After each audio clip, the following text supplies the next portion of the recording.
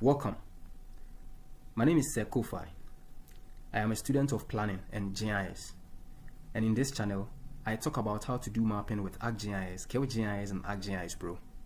So if you are interested in this topic, then consider subscribing to this channel. Hit the bell icon and hit the like button of this video. Thank you very much. Okay, so in my previous video I did georeferencing of image. I georeferenced this particular image. And in this video, I want to show you an alternative way that you can do that process. Yes. So in the video, if you watch it, I wrote the coordinates down and I input them in the add control point. I right click, input them there and started doing the georeferencing. Yes. But you can also use a Microsoft Excel approach to actually do that georeferencing. And that is what I am going to do in this video. So in the video, I said you set your coordinate system. This is the coordinate system I chose. Now, in the video, you see that I wrote the points like this, but I have saved them in an Excel file. So I'll come here, go to Save As, Browse.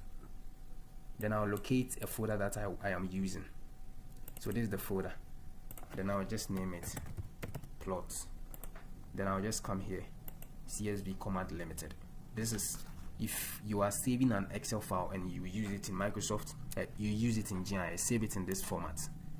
That is the format that is recognizable to the software. So you save that one, then you click Save. You can close it. Then you open ArcGIS. Let me refresh the folder. This is it, Plots. So let me drag the site plan. This is it. Then I'll drag the point again, the Excel point. Then I'll right click, go to display XY data, maintain everything. Then I'll go to edit. Then I'll choose Accra Ghana grid. That is the coordinate system I am using. Did you get it? So when it comes like this, then I'll right click, zoom to layer. When I zoom to layer, the point will appear but the image will vanish. But I can just come here, and change the size of the point. Have you seen it? It is now visible. I'll come to the georeferencing toolbar, fit to display. Now the image is back. Are you getting it? So this is the corner point I used in that video, and you can see that the points in the Excel file are this. So we are going to select where they are meeting. Are you getting me? So this point over here, I'll connect it to this point because that is where this particular coordinates in that point meet here. Are you getting it? So you zoom in like I did in the previous video. You select here, you zoom out, then you select here. Have you seen it? So you select the on georeference point, or yes, you select that particular point before you go and select the point. Are you getting it? You select this one too. Then you select this. Are you getting me? You see that the 2 points have gotten closer to where they belong to, but now we still want to connect them. So you zoom in. You zoom in to the point where you can see the separation. You come here, you select here, you select here. Are you getting me? You come here again. You select here, pa. Are you getting me?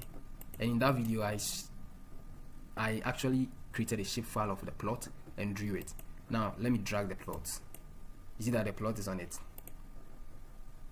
Do you get it? So we've been able to actually turn the image into a geographic feature.